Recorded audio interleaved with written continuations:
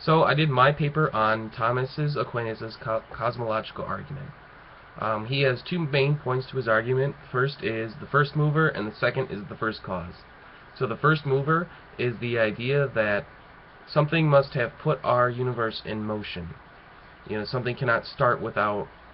Something has to move, and it cannot start just from nothing. And so God must have been that first mover.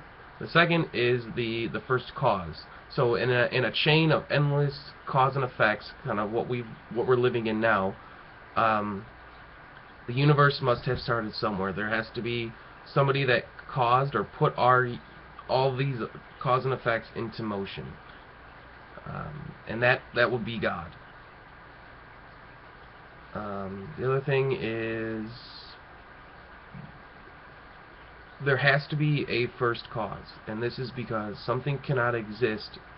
Something cannot cause its own existence. You can't create your own existence. Because you don't know you exist yet. So there's like that oxymoron there.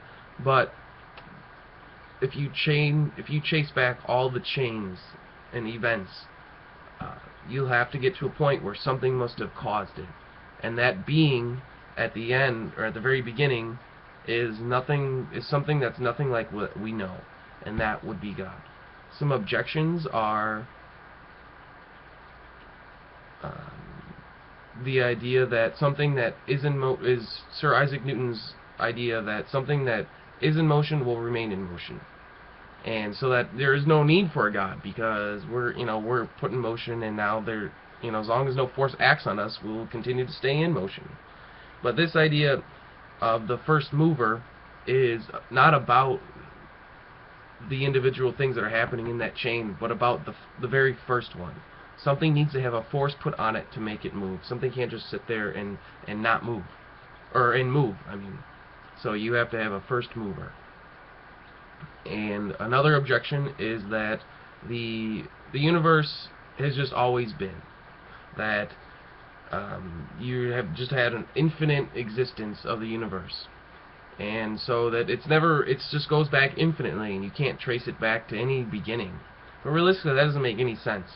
If something even is infinite, it still has to have a beginning, and it has to have an initial cause. The other objection is that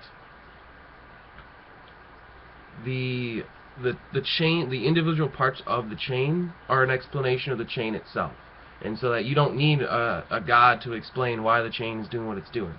But that's the same idea that like parts of your car are an explanation of themselves, but when you put all those parts together, you get a car that takes you places and does things. So the individual parts are not as great as the whole put together, and so you can't really make an argument from that.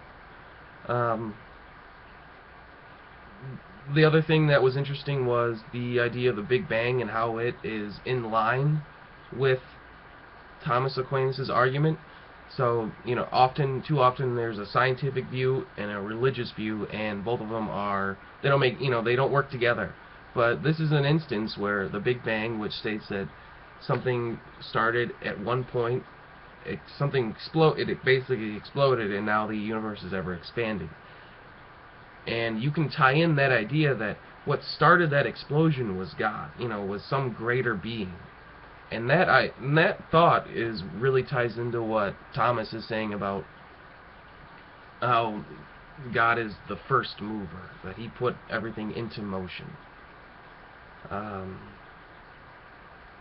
yeah, you don't see that too often. So it was a good class, and if you have any questions, please message me. Thank you.